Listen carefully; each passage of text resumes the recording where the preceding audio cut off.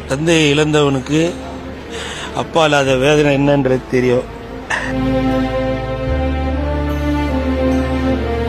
அவர் இறந்த மாதிரியே தெரியலங்க. ஏதோ டைரக்டர் கட் சொல்றதுக்காக வெயிட் பண்ற மாதிரி அப்படியே ஒரு ஒரு சிரிச்ச முகத்தோட இருக்காரு.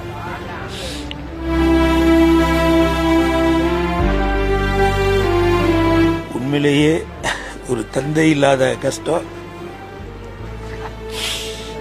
மகனுக்கு என்னென்ற வேதனை எனக்கு தெரியும்.